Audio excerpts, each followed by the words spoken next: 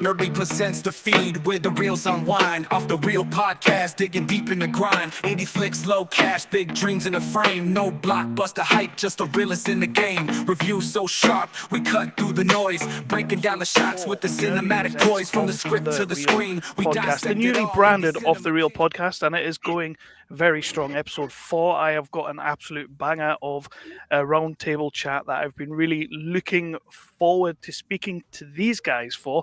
My review for this movie will also be on the YouTube when it goes out, and please do check out the review for that. But I mean, quick spoiler alert for you guys as well. First time users will be hearing this. I basically started that review with going to be hard to top this in 2025. It's going to take a lot to beat. It's going to take a lot to beat this movie for me. So I jumped out and I reached out to cast and crew. Could we talk about this movie? Could we do something together? And lo and behold, they are here. This is amazing.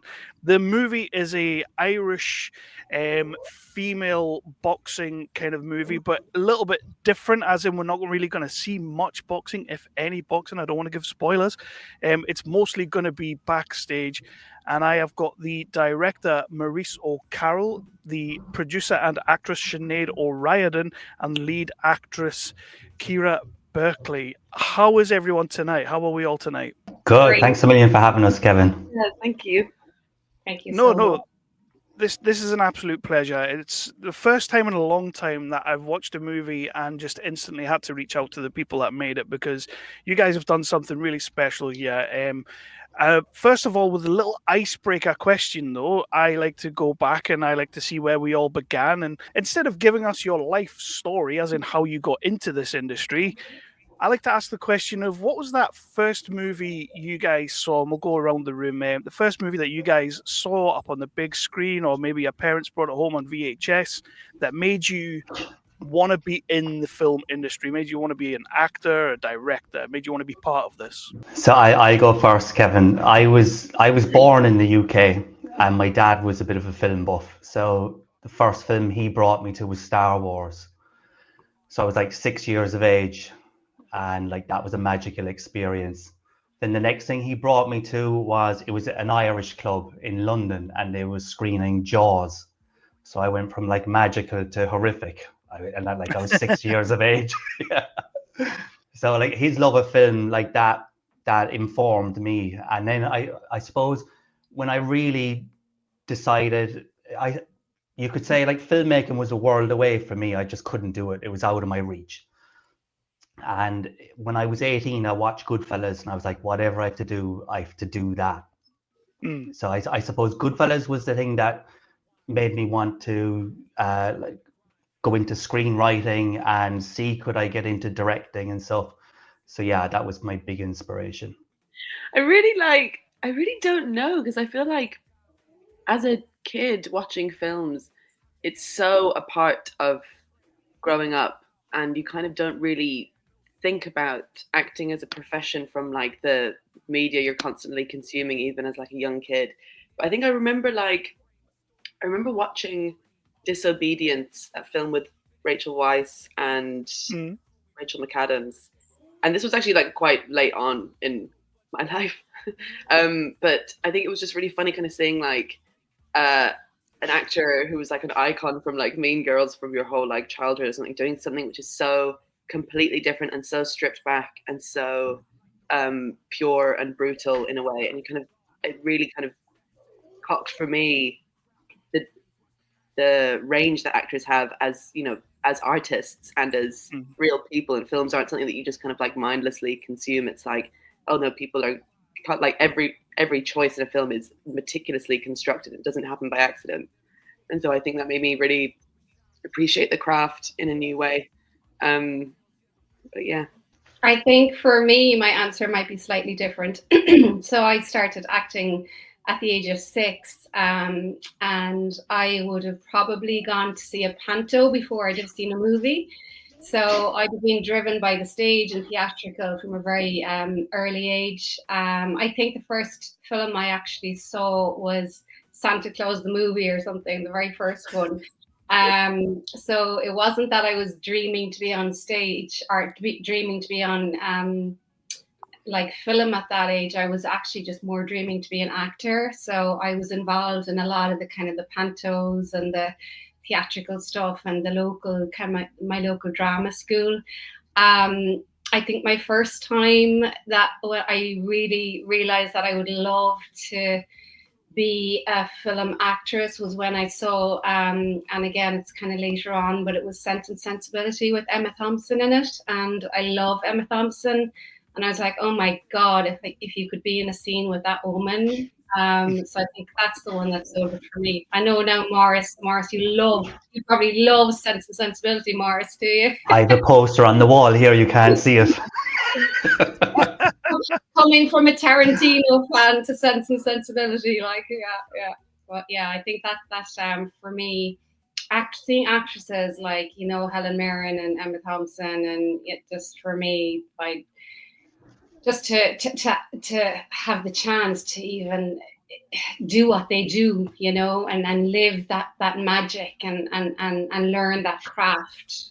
For me, it was just, yeah, that's my story, I think. Awesome. So let's talk about Swing Bout, because I've been dying to talk about this, and let's start with our writer director of this little movie that is taking festivals by storm. And I'm sure when people see it out in the big bad world, by the way, I've not actually said, but this movie will be coming May the 12th on digital download and everything like that. So please do check it out. There'll be loads of things going out on Nerdly as well. We'll make sure people know where this movie is and where they can find it. But where did this movie start its humble beginnings, its origins as such? Where did the idea for Swing Bout come from? Well, I was editing a documentary. It was about a Cork boxer, Spike O'Sullivan, and his quest to become world champion. And during it, he mentioned what a swing bout was. And as an armchair boxing fan, I didn't know what it was. I'd heard of it before, but I'd never really latched onto it. And I was like, it's such a fascinating thing. So a swing bout is when a gap opens up in the schedule of a boxing event. You know, if there's a series of quick knockouts and these fighters are brought in at the very start of the night, they have to get gloved up and togged out, and they have to be ready at a moment's notice to go to the ring. And I found that fascinating. I was like, there was great, like there's fertile ground there for conflict, for drama. I was immediately drawn to the fact that it could be a contained story. And like as a punk filmmaker, like that was intriguing to me straight away. I was like, right, I can build a story around that. And like a lot of boxers will tell you that like fights are won and lost inside the dressing room. So there's all that psychological warfare that goes on. So that's what immediately drew me to the film, to that story. And then COVID hit and we've all got locked down and stuff. And I said to myself, right, this is the time to actually write that film now. And so, yeah, I pushed it. I was doing other projects at the time and whatnot, but I wanted to tell this story because, you know, it was an opportunity to tell a story about protecting the truth at all costs as well. And at that time during COVID, like, it was a very difficult time for me. You didn't know who was telling the truth. You didn't know who was telling lies. And I just thought, right, can I explore that through a hybrid sports crime thriller film? And in those initial drafts, because one of the things that I love about this movie is like it's a boxing movie that doesn't necessarily, again, no spoilers, but doesn't necessarily show very much boxing. Was it always that way? Were you always just going to have it based in the changing rooms? And as you say, it's fought and lost, won and lost in the changing rooms. Was it always going to be there? And you never really entertained the aspect of going out into the ring? Yeah, it's not a spoiler. Like I like audiences to know there's no boxing match at the end. Like we do a little twist on it. But from day one, I knew I couldn't get the budget together to stage a boxing match. First of all, we'd have to train fighters for it. We'd have to get choreography. We'd have to get stunts in. We'd have to get crowd scenes. Just so much. It was just out of reach for me. And I knew from day one that I wanted to do it low budget, no budget. I was like, as I said to Sinead, I said, I'm going to film this in my shed if I have to during COVID. We're going to make this film. And Sinead said to me, we're definitely not making it in your shed. And then she did incredible work, which she can tell you about after, in getting the funds together. But no matter what money we got in, I knew like it was totally out of my reach to stage a boxing match. So I guess script level, I had to just turn boxing movie tropes on their head and come up with an ending that would satisfy crime thriller audiences, and more importantly, like a sports fan audience, because when they go, they want to see the hero like overcome their challenges in the ring really at the end. So I had to find a way to do that. And I suppose we can talk about it later on, but like, you know, one of the devices I used was like the soundscape of the film.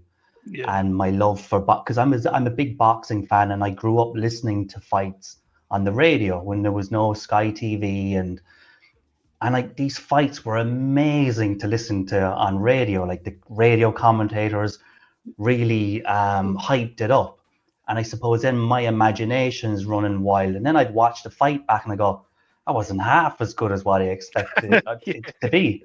So I was like, I can use that in Swing Bout to carry the audience along. We will definitely talk about that in a quick second, because that is a huge part of this movie, and it's so gorgeous the way you did it. But you just mentioned there as well about this being an independent movie, and you want like going to be making it on a no budget. At no point, and the viewers and the listeners when they watch this movie will see, at no point does this movie ever feel low budget or independent. It's a fantastic film, what you guys have accomplished. And Sinead coming in as producer and bringing this Avengers-style team together to knock this out the park. How did you come to this project? Did you already know Maurice, or was it sort of like came on board for this? Yeah, so myself and Maurice had been working together for years. I'd say we're working together, 14 years at this stage, Maurice? Yeah. Oh, nice. We've done quite a few shorts together, a web series called Sucking Diesel, and Maurice he pitched the idea to me. Now, I wouldn't have been a boxing fan. I knew nothing about boxing. I didn't know what Swing Bout meant. I didn't, I just wouldn't have generally watched it.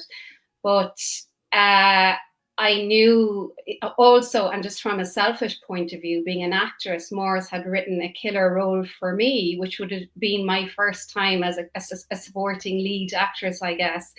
And it was a killer role. I loved the idea of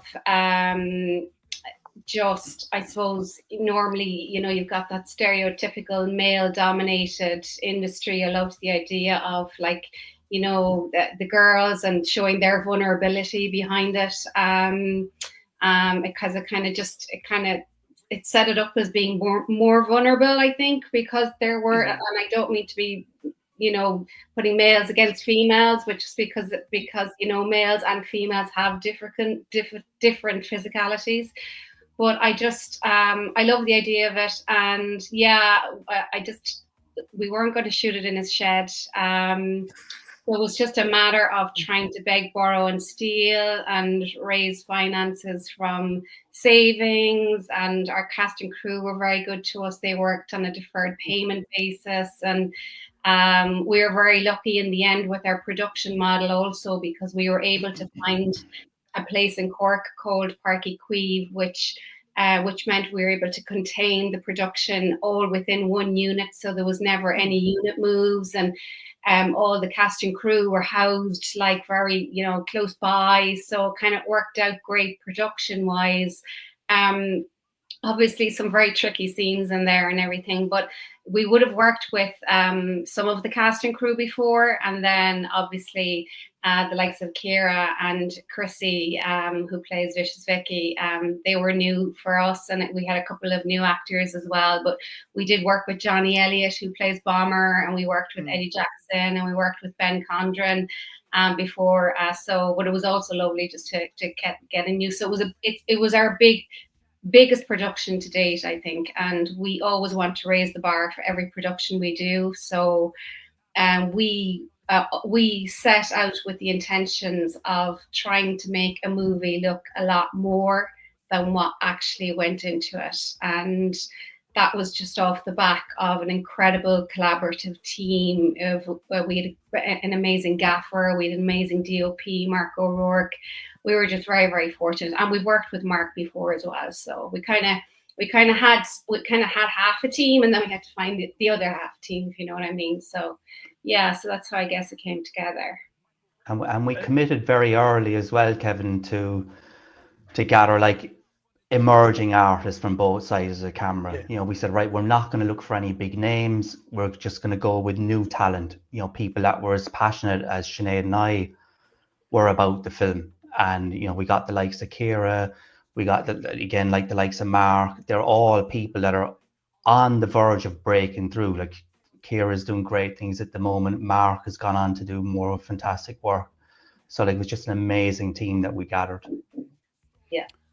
And the best of it is when you watch this movie, not just how it looks on the screen, because it does look gorgeous and it does sound gorgeous. So you can tell that there's a whole, like I always say, independent film, even though like sometimes there's only 5 or 6 people working on them. It is a village effort. It is a whole group of people that just have to absolutely smash it out the park. But then you have these performances on screen as well, which are just incredible and just absolutely mesmerizing at times. I want to jump into the performance angle for our character of Emma first with Sinead. How awesome was this character to play? As you say, he's written you a badass bitch kind of role. What was it like getting into the mindset of Emma? Emma was amazing.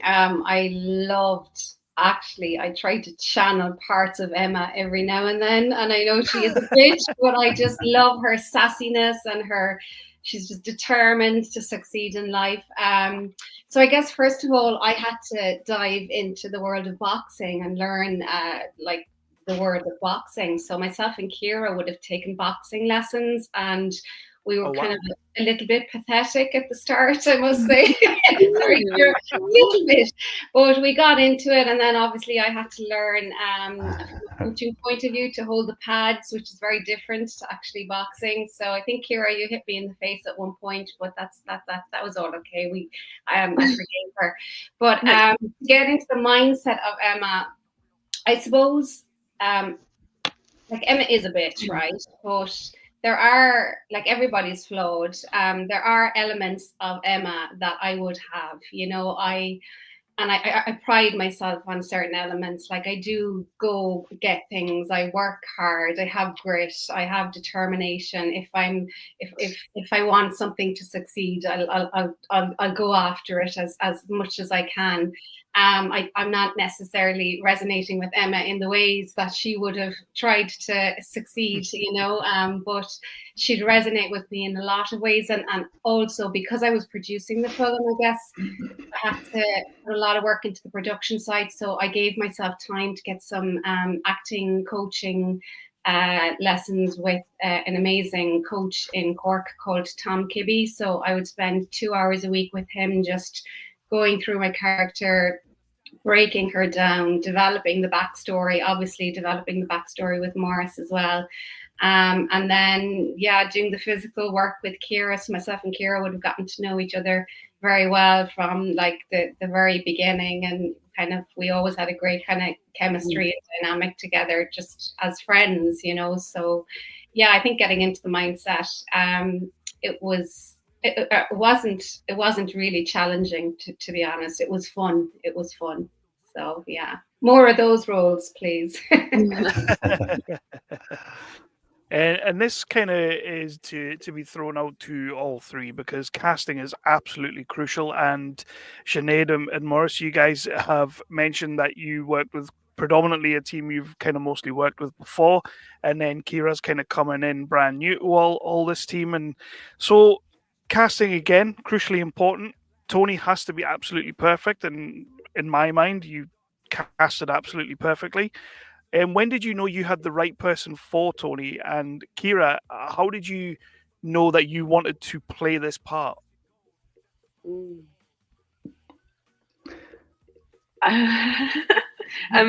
I think what stuck out to me so much from like the sides that Maurice sent over was that there was a lot of depth to them, and there was so much drive just in those scenes. Because when I heard boxer, and when I heard, you know, like she's tough and she doesn't take shit, I was like, that's not me. I'm such a pushover. And I was kind of like, well, I'm obviously not going to get this because I can't be a boxer. I'll never get there, and I don't know how to do it. And so it was kind of like, instead, I was like, right, I'm not going to lean into the kind of like the super tough element of it. I'll just try and make it as close to me as possible. But then when I was reading the script and the sides, I realized like the toughness and the internal struggle that she's going through was already all like in there. Like the whole toughness and stuff is just a performance bravado that comes at the very end, that, you know, Tony as a person would be consciously performing in the dressing room, like you were saying, because that's where the match kind of starts essentially. But there was so much kind of anxiety and insecurity and pain in this scene that she was sharing with Emma, where I was like, oh, like this I know how to do. So I kind of, it felt very like comfortable immediately, and I was like, if so long as the script is as rich as it is here throughout, which of course it is, I'm not scared about anything else, because all I need is this really clear, really well-rounded and very well developed and really touching and authentic character to just guide me through it, and the rest will fall into place. So. And Ciara, how much time did you spend getting to know Tony? How much time did you spend building this character in your head and getting to that point? Yeah, it was certainly like, there were certainly a few different approaches needed, because of course, you know, if it's a character which physically is kind of, you identify with a lot more, as in like, it's just maybe not a boxer, you like kind of can start from the script. But then the nice thing about this is we could work from the outside in as well as the inside out. So whilst I was going through the script and kind of, you know, this was like months in advance that we found out the cast for it all. So I'd kind of be looking through it and leafing through the script every now and again and just seeing what would jump out to me. But I was also getting to work on the boxing training, so I could kind of get it from all angles and like slowly build this character together in a very like comprehensive way.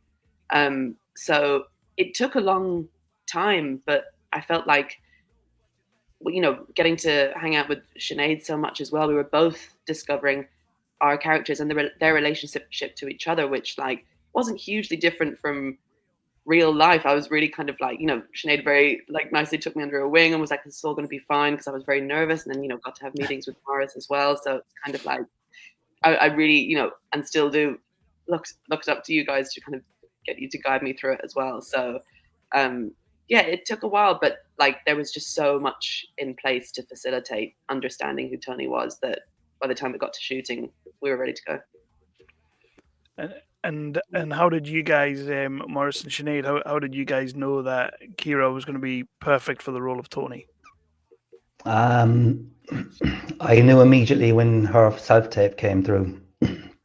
That's the thing, we actually had to put a call out on social media for actors to self-tape for the roles, and like we got so many good ones in.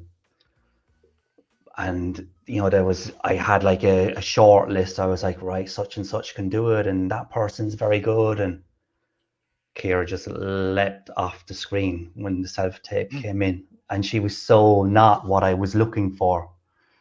And you know, she's very well spoken, and I was like, right, can she pass as a boxer? We both had these discussions amongst ourselves, right? Can we pass you as a boxer here? But I just knew, and like within an hour, and you know, myself and Sinead were talking, and we were saying like, there's so much inner life going on there, you know, and she wasn't playing a stereotypical boxer. And it was so important that, you know, when people see the film, how Tony, Ciara's character, carries that film internally. And so we needed someone that could perform that. And so I was like, within an hour, I was saying to Sinead, look, that's it. If Ciara will accept this role, and when we meet her, and if she's lovely, which she was, the role is hers. Yeah. And like, it was one, like, I must say, like I've met incredible people over the years. You know, it's like I've like that. I've worked with Sinead for 14 years, an incredible person. Some of the other people on the film, Ciara's another one. It was such an exciting collaboration to work with her on the film, and like the work that she put into it, her kindness on set, it just fed into the rest of the cast and crew, and inspired them as well. So again, like it's such an exciting collaboration with her. Yeah, she was incredible. I just add like that Ciara's grandfather had passed away as well during the shoot, and she, you know, she came back bouncing, and she didn't let it affect her performances or anything. That was towards the end of the shoot, but you know, she just came back with just such professional, you know, such a professional, and just such a beautiful person to work with. Absolutely, I agree. I couldn't say anything else that Maurice has just said about her. She's just, honestly, she deserves all the luck in the world, and like going from strength to strength, and one to watch without a shadow of a doubt. So yeah, crazy. Well, anyone who has just joined in, this is the Ciara Berkeley fan club podcast. But no, the plaudits are 100% deserved, absolutely. And one of the things that I've said in my review, and I believe I said to Maurice as well, is this naturalistic way you have, Ciara, of not even saying dialogue at times, but just telling me absolutely everything that I need to know about this character. You're just so dialed into who this was, and in turn, I'm so dialed into who the character is. But I do have to ask, what exactly were you listening to on those headphones? Nothing. Nothing. Oh, come on! I thought there was going to be some big grand answer there. I know it would be really fun, but no phones on set, so I couldn't even pick a song. But like, I think it's so funny because those headphones were such a blessing, because when you're on set, there's so much noise. Like, not in terms of like, you know, everybody's chatting or whatever, but like, it's so overstimulating because there's so much going on. Like, you've got your scene to do, but you're kind of always, you're like, you're lucky if you're actually performing your scene to your actual scene partner. You're performing it to like a dot on the side of the lens or whatever.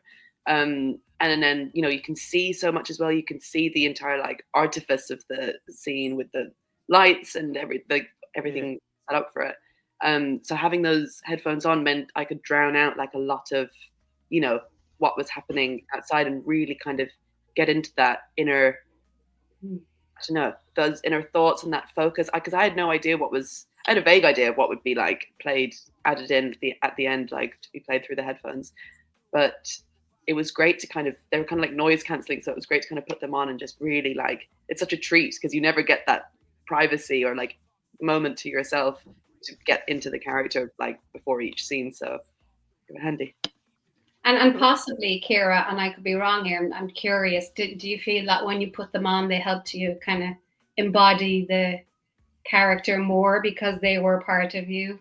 Yeah, I think so. Because like, you know, and I think this might be the same for like most actors, but music is such an important part of getting into the zone. Like, some people listen to music that's like specific to their character, that their character would have listened to, or just general, their own like hype music to kind of get themselves ready to work. So it was nice kind of putting those on and to really like feel your breath slow and feel like as Tony would, because she relies on them as much as actors would, because it's all performance, I guess, at the end of the day. Well, mostly. Well, I do love that. I do love that. And from our two performance point of view, your storyline, your relationship within this movie it's the spine of the movie. It really is.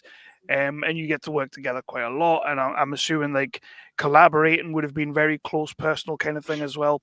What would you say is potentially the biggest thing that you've learned about filmmaking throughout this process, but also personally about yourself throughout this process? Me? Both Sinead and Ciara.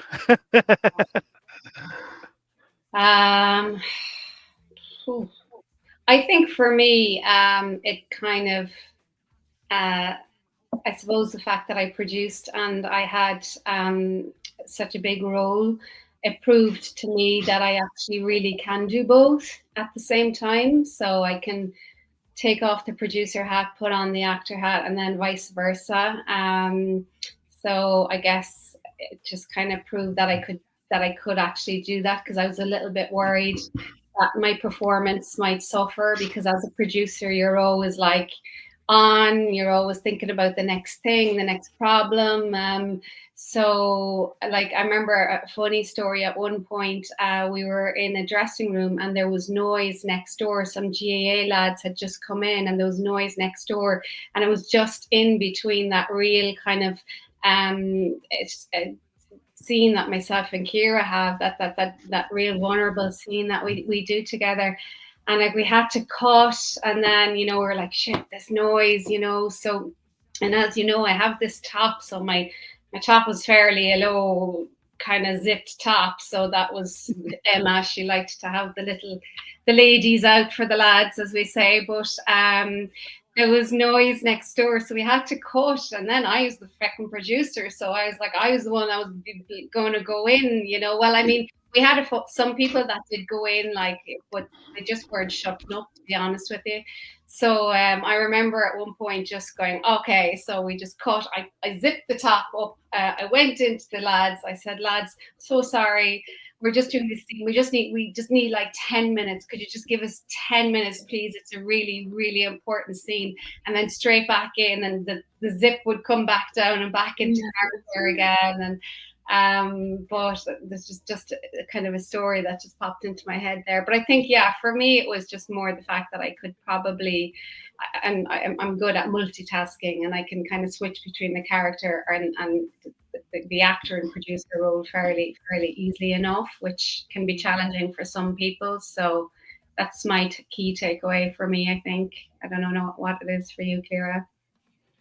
Yeah, I think, like, no, I guess kind of what was so evident whilst making Swing Bout was how important it is to, like, keep that collaboration between cast and crew and everybody, like, really healthy and really positive. Like, I think it's one thing to just come to work and be like, right, I have to do my scenes and I have to do this, and then, you know, I get to go home. But like, when you're working on a film like that, especially one of these low budget ones where people are there for the passion of it, as opposed to like, I'm getting my paycheck and then I'm going home or whatever. Like, it's so important to really, like, it's an organic thing. And so if you know, keep the, sounds trite to say keep the vibes good, but like, it's amazing how much of a family you become, and you really have to look out for people and really kind of be there for everybody, because whatever happens off screen will become evident on screen. And like, you know, even for us, like, lead girls who are all supposed to be like hating each other because we're all like enemies and stuff, we're all best mates off screen. And that kind of, like, that family vibe and the love everyone has for each other, and the fact that, like, no one's there for selfish reasons, everyone is there to make a really amazing film. And that's the kind of, like, that experience on Swing Bout, it's so hard to find that again, where it's like everyone is here for everybody else and the support is just immense. So I think that was my kind of biggest takeaway from it, where it's like, yeah, you come to work to do the scene or to do the play or whatever, but you also come to work to, like, be there for your family and for your friends, and to kind of keep that organic, lovely thing alive, because that's half the job as well. So yeah. And I think that's what myself and Maurice can talk about this more. Like, we were always wanting to kind of foster that film family and create that film family as well. And it's just so important, because you need everyone to be on the same page, you know, literally. Like, you need everyone to be happy and content. And yeah, that's a lovely point that you raised, Ciara. Thank you. Was there... Yeah, sorry, Kevin. No, go on.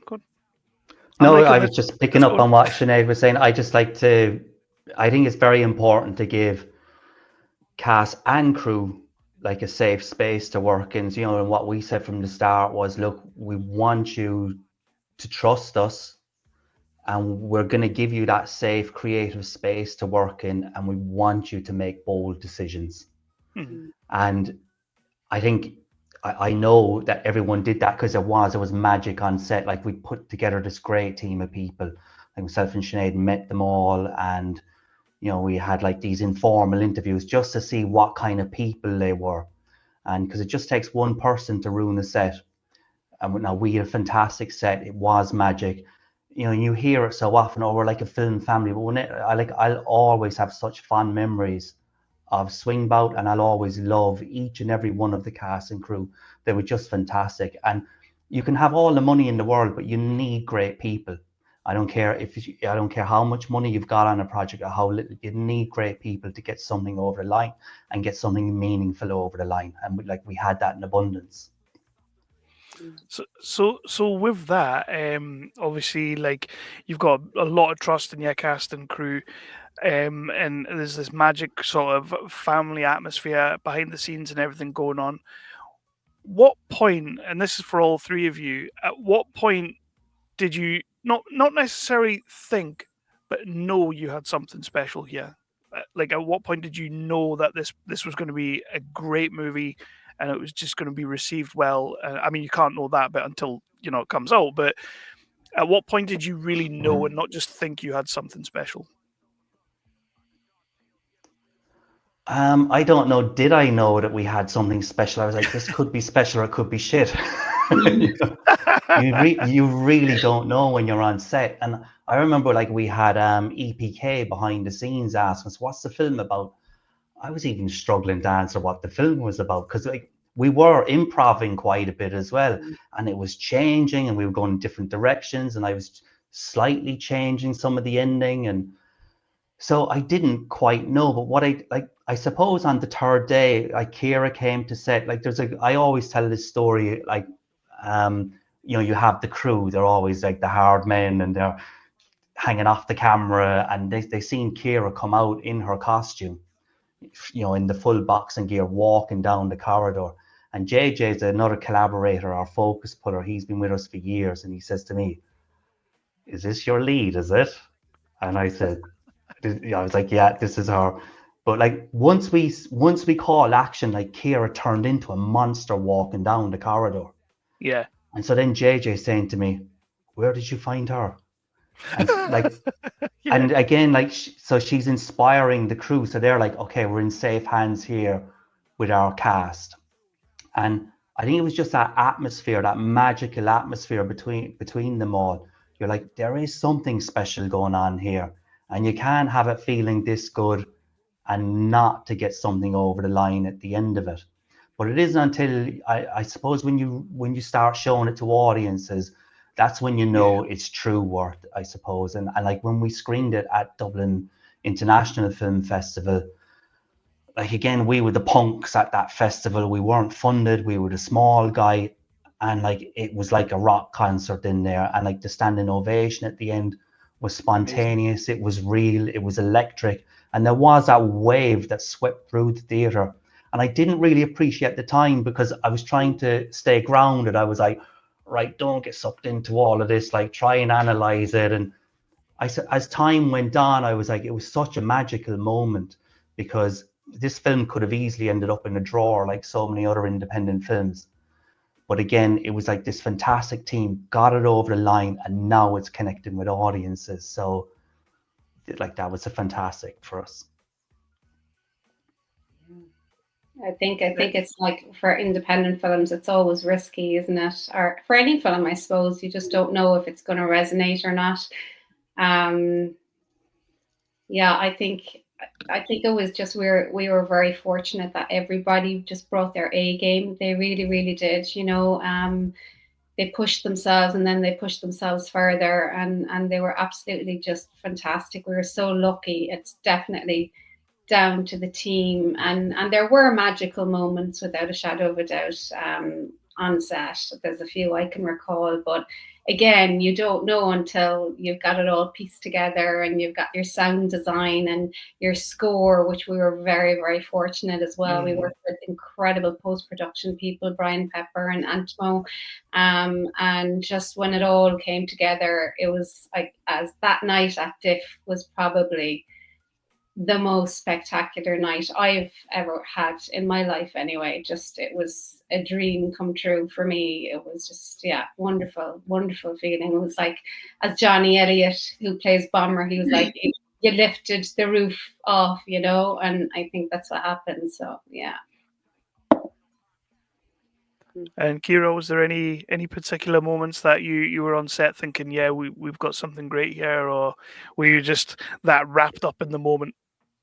I think you're definitely wrapped up in the moment. And I think, like, again, it was one of those things where as an actor, you don't really like to think about what the work will end up looking like, because it's going to be completely different to what you expect anyway. But I think I think it was just the general atmosphere of everyone there, like everyone's positivity and everyone's dedication, you know, like as Sinead was saying, our gaffers were amazing. Like, we wouldn't, and like Mark O'Rourke was brilliant. Like, we wouldn't start a scene until we knew it was, like, you know, perfect to start shooting it. And I think, you know, getting to share those scenes with you, Sinead, like these kinds of very difficult, claustrophobic, very like theatrical scenes as well, in a way. I think you can kind of tell from, I guess, everyone's feeling, like everyone had this positive feeling, but I don't think anyone wanted to say anything. So yeah, I think as an actor, you try to not think of too much like, oh, how will this be received, and what will it look like on screen, and what will I look like, and all this kind of stuff. But I think, again, when you're able to be that committed to something, that in turn tells you how well run the film is, and therefore it must do well if you're feeling that safe in it, you know, like what could go wrong, in a way. Yeah, and I must say it comes down to the director as well, obviously, because Maurice brings this very calming reassurance with him. And it's something you said to me from very early days, Ciara, how calming, how he had this kind of calming sense of confidence and kind of reassurance. And Maurice is a very particular director. He's not shouty, he's not loud, he's just, you know, he'll come up, he'll whisper a few words in your ear, you know, to the actor, and next thing the scene has changed, you know. And so it was, everybody put their trust in Maurice as a director. And I suppose, as when you have your trust in your director, then, you know, he's sailing the ship or she's sailing the ship, you know, and that's the direction you're going, you know. So And Maurice, on a day-to-day basis, keeping yourself calm, again, making independent films is it's not an easy thing to do, but making sure that you were the captain everyone needed.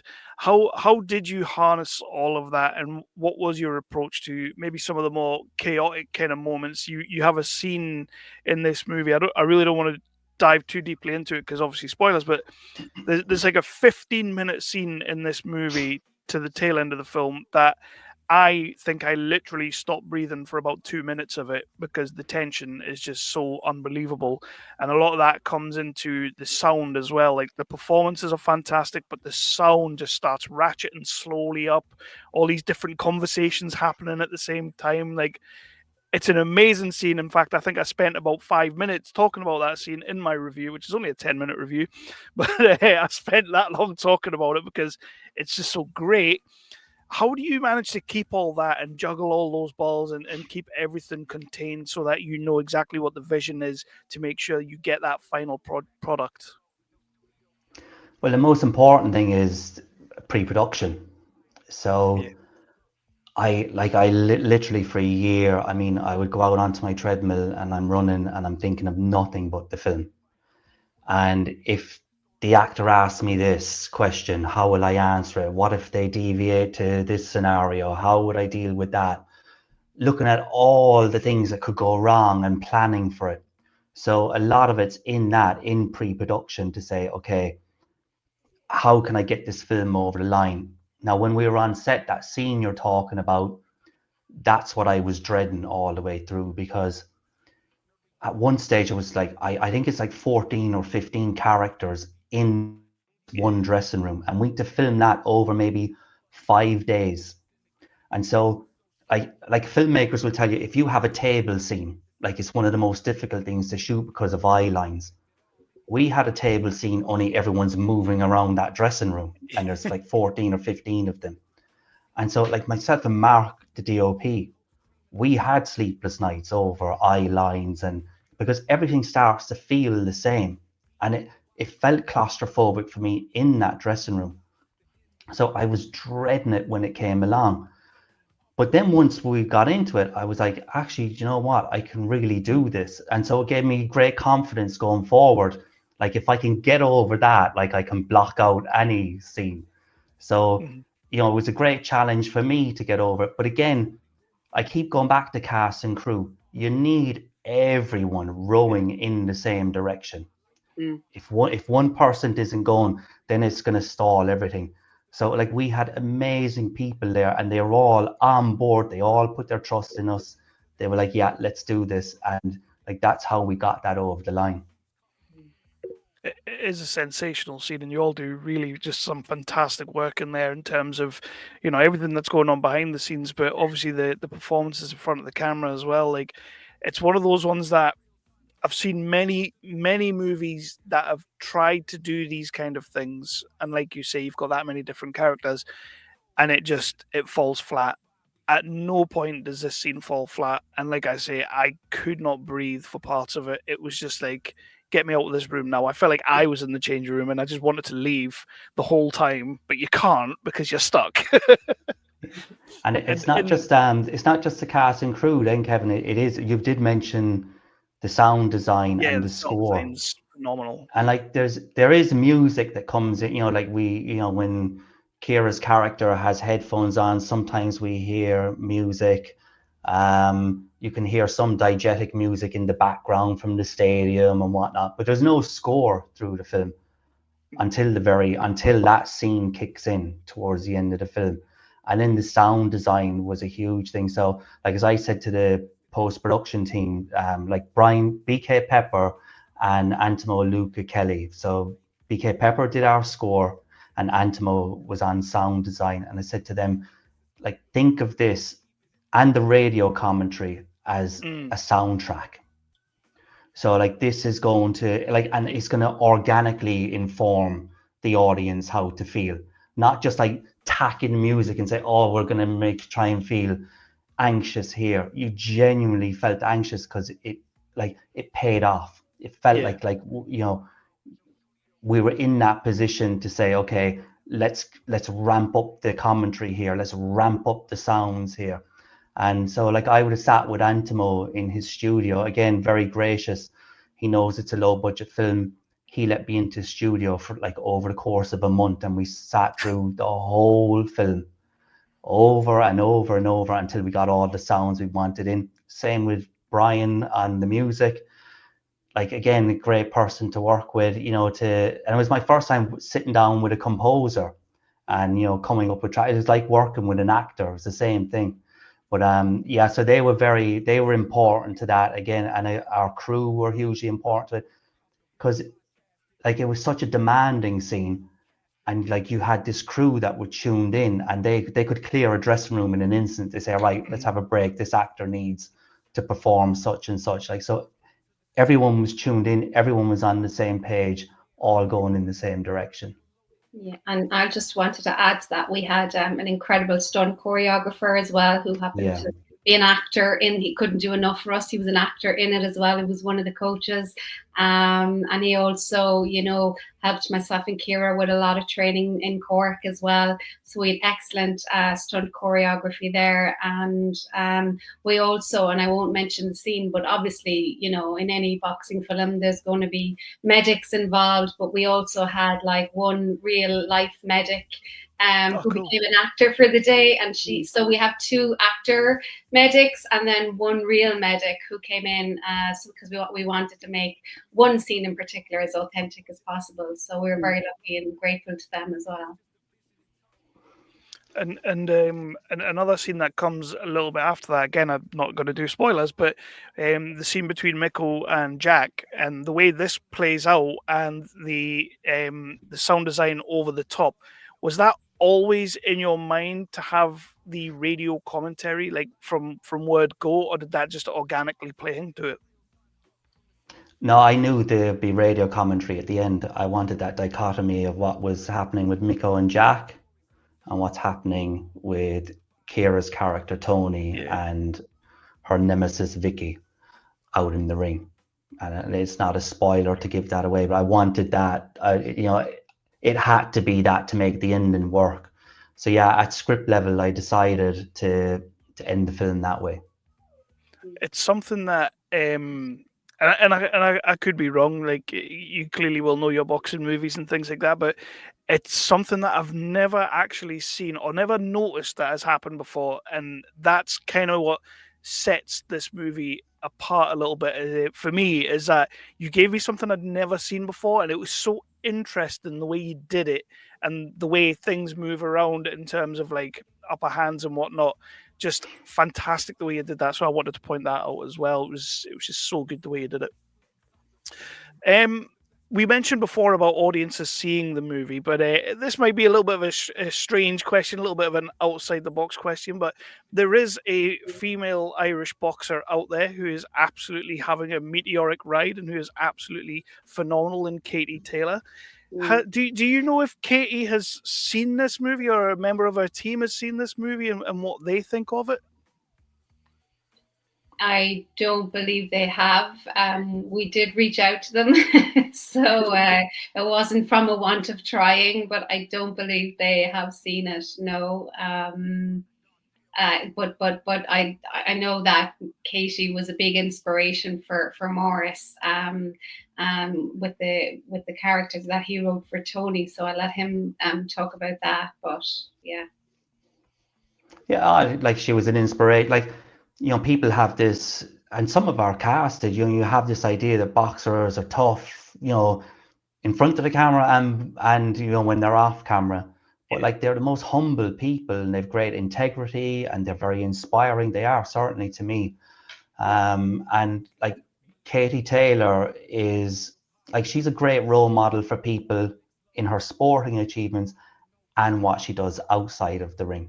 And so like I wanted to carry some of those values over to our main character, and like we paid homage to her with the colors that Ciara's character Tony wears, and little things like that. I'm sure she would absolutely love the movie. But guys, so when people have been seeing it, what has been the best comment you have had, whether it's from a finished project point of view, the movie point of view, a performance point of view, a scene point of view? What has been the best thing you've heard people say about this film? I think probably like as we were saying, like a lot of the feedback was that you would never be able to tell that it was a low budget film, and I think like that speaks so much to like everything we were talking about with like the quality of directing, quality of producing, and then just everyone's attitude and dedication. Like I think it really was everybody's, no one wanted to treat it like a low budget thing or something. Everyone wanted to like put in as much as they possibly could because they really believed in it. And I think that still stands to it now. Every time people watch it, they're like, you would believe this was proper big blockbuster funded film. Yeah, and also the ending, a lot of people would have said, oh, I did not expect that ending. So that's the one that would stand out for me. I think for me, like I don't pay too much heed to comments, good or bad. But like what I loved is the fact that, we got it over the line and it did open up doors for me, like doors that were previously closed. And it also, I came out of it, like I made the film to, hopefully attract funding for the next thing. And I said, I won't go punk filmmaking the next time with whatever the next project is. And yet I'm leaning more into it. So like that was a big lesson I learned coming out of it. So I'll see where that goes. Every creative or every director, every actor that I speak to can tell me everything that's wrong with their movie, especially at this level as well. Everybody's like so kind of insular and kind of like, yeah, we did this on a low budget, so everything looks bad. I don't like to hear the negatives. I like to hear a positive from each of you. And then, what is the thing that you see up there on the big screen when you watch this movie, or on your laptop when you were editing all those 1,000 times? What's the one thing on this film that you're most proud of? It could be a scene, it can be a moment, it can be a line of dialogue, just something you're really proud of. Apart from getting the movie done, because that's everybody's favorite go-to line.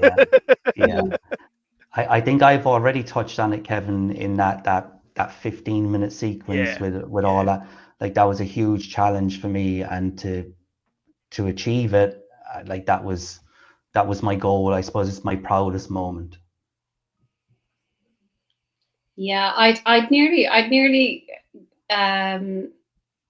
go to the similar scene, the scene where everybody's actually inside in the dressing room, because that sort of embodies the whole of the film, because you've got the entire cast practically, you've got the entire crew, you've got the production design that was done, you've got the costume design, you got the makeup design. It kind of incorporates like what a film actually entails to actually, to make. So when you had that claustrophobic scene when everyone was in the dressing room, for me, I suppose as a producer, it's a proud moment to be able to kind of go, there's our team, there's the production design that was done, there's the costume design that was done, and everyone just giving it socks, everyone just like absolutely giving it their best. So, and just that gratitude, that it's the gratitude, I think, that comes most for me out of this. It's just the gratitude and the love of these people that put their trust in us, as Maurice said earlier. So yeah, probably that similar scene for me would be a big thing, because just as a producer, it incorporates everything, And just quickly on that, before we get to Ciara's answer, Sinead, what is your favorite aspect of filmmaking? Producer, actor, you wear many different hats. What would you say is your favorite part of it? Definitely the acting. I fell into producing. I had to learn. I didn't know what a producer did years and years ago. I nearly had to Google what a producer did. I started producing because I came into, I suppose, professional acting later in life. So I had to learn how to produce to be able to work with people and create roles for me. But acting for me is that's the fire in my belly for sure. Yeah. Cool. And Ciara, what are you most proud of on this film? I think, to be honest, like watching it, I love the way it's shot so much. Like I really like, and I like our camera team, like JJ, Mark, and Seamus were just so, and everybody was so brilliant. But like, I think when you get on really well with a camera team, and when they're so up for it and so, like I said again, like dedicated, you just have such a lovely bond with them, and kind of like an unspoken language, and they capture everything, and they are looking to make you look great, not in like a superficial way, but they really want to highlight everything. And we all got on like so well, and you spend so much time, especially with Tony, because there's so many very, very intense up close personal shots.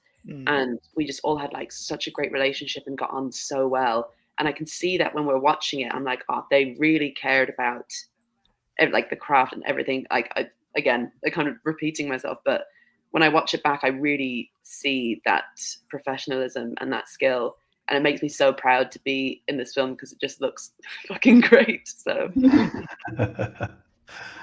So I'm going to start rounding out in a little bit, because you've been far too gracious with your time, I must say. Thank you so much again for doing this, but I do have some last questions to kind of wrap things out. It's a little bit more fun in a way, but please do, everybody watching and everybody listening, please do go and check out Swing Bout when it hits digital. May the 12th, I believe it is, I'll be posting out on the website and on the social medias and everything like that. This interview will go out in the description below. There'll be links and everything like that. We also have my review, which is going to be on the YouTube. I can't recommend people enough to check this movie out, because Nerdly as a whole, we look for movies like this. This is the movies that we want to champion them. The movies that are, low budget to no budget coming up, but also just the movies that are there to just entertain, because so much of what is in the cinema right now, I've been using the phrase a lot recently and I hate to use it, but so much of what is in the cinema right now is quite soulless in a way. And these are the movies that we should be championing. These are the movies that should be getting played in the cinema. So please do check out Swing Bout when it comes out. And I've just said about movies in the cinema being a little bit soulless, but this question does pertain to that. So all three of you, what was the last film, apart from Swing Bout, in the cinema that you saw that still gives you that feeling of wanting to be in the industry?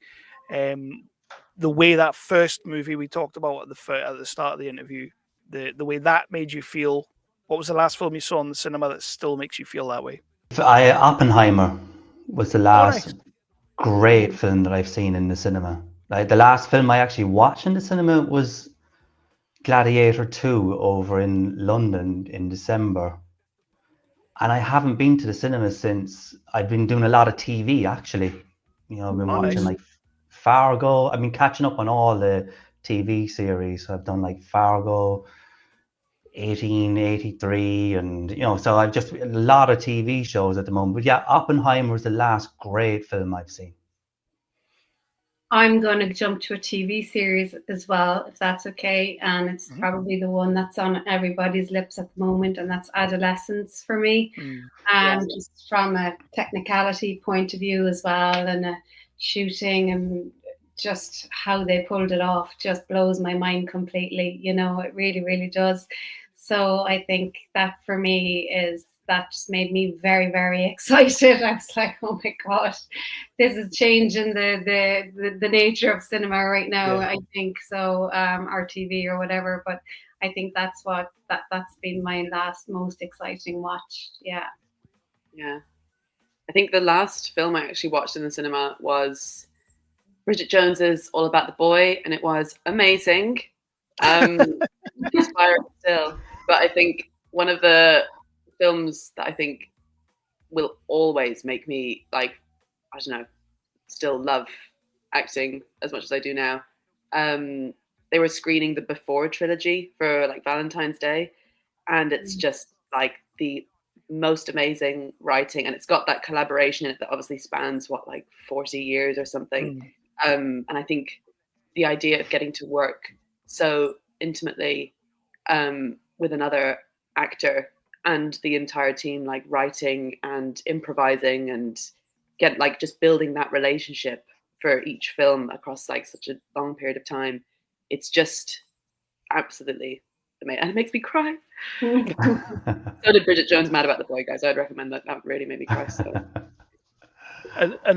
And Maurice, just a quick cheeky one there. Talking about Adolescence, would you have ever entertained a one-take version of Swing Bout? It would have lent itself to it. Absolutely. I don't think we were in the position to pull it off.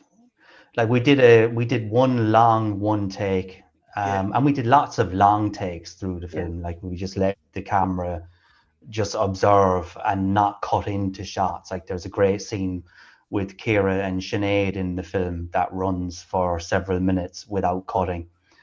So we just let the performances speak for themselves. We made them bold decisions. We said, right, we're not going in for coverage here. We're just going to nail our colors to the mass. We felt we were getting it, because when the two girls were performing, like Mark was showing me goosebumps on his arm, our DOP. So we did have lots of long takes, and then we had a oneer at the start of the film to introduce all the characters. And like we were rehearsing for maybe, I think we would do we 3 days of rehearsals for it, and then a whole day shooting, and it was only a few minutes, so it was very difficult to pull off. And like our oneer was quite simple as well. So now I'd love to do a oneer. I have one of them cameras that they shot Adolescence with. I love the idea of long takes and stuff. And even another critic suggested, if you ever remake it, do it in a oneer. Would be a great film to Yeah. Yeah, it definitely. I mean, it feels a bit like a real-time kind of movie anyway, so I don't think it necessarily needs to be a one-er, but I could see it working. I like what you did. It works absolutely perfectly. However, if you guys could go back and reshoot one scene in this movie, any one scene, however, this time it's a musical scene and it has to be done to a musical number. What scene in this movie would you reshoot as a musical? I leave this to the girls anyway. I'm definitely not answering Musical. Oh. I think it would be so hilarious to have Jack and Miko's scene done as a musical number. Two evil brothers and kind of like doing like crazy dances, like a dance off instead of like what it ends up being. Yeah, that's actually a very good point. Probably something to do with the lads anyway, for sure. Or even something in the dressing room where we're all piled in the dressing room and there's like fucking 20 of us talking, but suddenly we're all singing or something. I don't know. One day more from Les Mis. Yeah, like Les Mis, yeah. So, yeah, I think actually you're right, Ciara. I think something with Jack and Miko would be very funny as musical. That's a very interesting question. Jesus, I wasn't expecting that. Obviously, Maurice can't weigh in on that one. Like, No. So, who would like to do the pitch to tell people why they should see Swing Bout, why they should watch it? I've gushed about it enough. I gush about this film all the time. I'll be telling people about it for days and weeks and years to come. But who wants to do the pitch for May the 12th? This movie's coming out. Get it. Watch it. Love it. Go ahead there, Sinead. Yeah. No, I'll let you guys weigh in. No, go ahead. Go for it. Is that not kind of the producer's job, though? Yeah. Yeah. You got this. Well, I guess the fact that it's a low budget film, a film made outside the system, a film made with real heart, soul, and passion, with the best bunch of collaborative people you could ever have. It's a crime thriller. You're not going to expect the ending that's there. It's boxing. It's set in the boxing world. There's a lot of tension, a lot of drama, and it looks a lot more than what it was actually shot for. So I think that's my pitch. I think if anyone... And you don't have to be a boxing fan to enjoy this film either. Correct. Yeah. Like it leans into characters, behind the scenes. So there's lots of tension, lots of drama, conflict, and it'll definitely appeal to crime thriller fans as well. Yeah, and also shows how every individual is kind of flawed, really. It shows humanity, I think, at its best, and the human condition. So yeah. There is so much more that I could have talked about with this movie. Absolutely. I mean, we've got a whole cast of people that I barely mentioned. There are some amazing performances, and you've mentioned Johnny Elliott a couple of times. Johnny Elliott's so good in this film, and Chrissy Cronin, who plays his daughter in the movie, Vicky, just absolutely unbelievable. I mean, for all of that, definitely check out my review, because I went in a little bit more in depth on some of the characters as well. And there's characters and actors in this movie that we've not spoken about today that 100% need a light shone on them, need a rocket strapped to their back and just shot off to the moon. Ciara, you are absolutely one of those characters, 100%, because you just absolutely carried this movie. And I mean, it's a whole team effort, but your performance is kind of the backbone of the movie, and you definitely have a raw intensity that I don't think we've seen for a little while. So that's why I fell in love with this movie, and it's why I love you guys. On that though, Ciara, just take Swing Bout to the side as if it never actually happened and we don't know what goes on in the story in the movie. Who does win in a fight between Tony and Vicky? If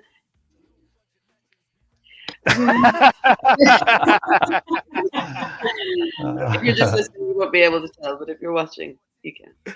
I think, yeah, we leave that up to audience interpretation, do we? Yeah. Absolutely. And sorry, just Kevin, I'm as you mentioned, Chrissy there. I just want to give a big shout out to Chrissy because Chrissy was equally as beautiful and wonderful to work with as Ciara, and she invested so much in her character as well. And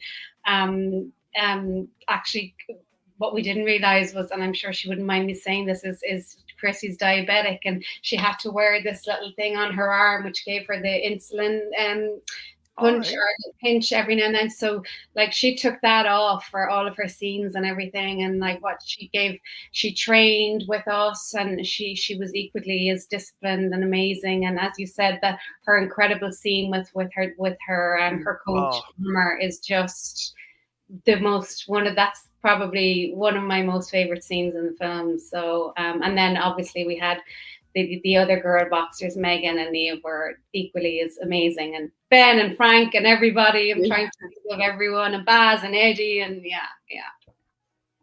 I have to say as well, Chrissy's press conference scene. I was literally sat there like, that is a superstar in the making. Like you deliver a press conference scene like that from a female boxer as an absolute superstar the way she did. I'm like, yeah, strap a rocket to her. Brilliant. She's brilliant. And actually Chrissy traveled to a lot of the film festivals with me, and like people really they just loved Chrissy and they loved Ciara. Like they were her two most favorite characters. So it was great to see her get that notoriety and get that publicity for her as well. So yeah. And the last question I'm going to wrap out is, where can we see everyone next? Is there any projects we can talk about? Where do we see the cast and crew of Swing Bout next? I'm shooting a little short film next week, so I'm not sure where that's going to go yet. I'm always auditioning, doing a bit of writing at the moment. I took a little backseat after Swing Bout because I was just a bit tired from the whole thing. So I'm just writing. I was recently diagnosed with ADHD, so I'm writing a script on ADHD, and that's kind of what I'm focusing on at the moment. So Ciara's doing a lot of theatrical stuff, so I'll let you dive into that. Oh yeah, I'm just on in a play at the moment that's on at the Abbey in Dublin, which finishes kind of soon, but that's it for now. Yeah. That's a very different discipline. Yeah, very different. Like it's 1930s kind of like Oscar Wilde style play. Nice. So quite different from gritty crime thriller boxing, but do you guys think you might ever shake off the rust and get in the ring? You did some training, so why not do some sparring and let's see you guys in the ring at some point? Misfits Boxing, the influencers. Yeah. Swing Bout 2. Yeah. Oh, I love it. Yeah. And Maurice, where can we see you next? Sinead and we were approached by a UK-US co-production looking into making a remake of Swing Bout. So I was working on a rewrite on that. So we're going to see where that goes. And it's very promising. They're very good people. So I've been very busy with that. I've just come off of that rewrite and I'm going to shoot a short film in June. Something that I wanted to make before I shot Swing Bout, so I reimagined it, and I only this week I've said, right, I'm going to nail my colors to the mast on June and just move ahead with that. Nice. And then I'm hoping to do another punk feature in January, February of next year. Again, it's a contained story, and so I'm early days with that. Whether I get to make it in June or February next year, I'm not too sure with everything that's going on at the moment. But yeah, that's where I'm at. Well, guys, Ciara, Sinead, Maurice, thank you so much for sitting down and doing this with me today. I've thoroughly enjoyed it. There's so much more we could have talked about, but I've taken up far too much of your time. You've been really gracious with this. And again, I can't thank you enough. Swing Bout comes out May the 12th on digital download and all your streaming sites and all those good things. But again, down below, I'll be putting all those things in the description. Please do check it out. Make sure you check this movie out and watch it and let people know what you think of it, because I'm fairly confident you're going to love it. Thank you for having us, Kevin. Yeah, thanks so much, Kevin. It's a pleasure talking to you.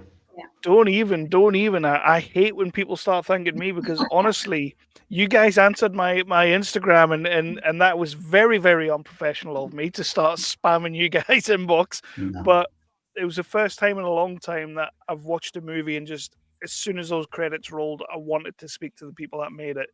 You guys made something really special here, and I wanted to make sure that I, at least whatever little I can do, put it out there into the world. Thank you very much. We really appreciate that. We need all the help we can get. Yeah. I think once people start seeing it, I don't think you're going to need any help. It's just going to be out there and it's going to be getting love. Yeah. Fingers crossed, anyway.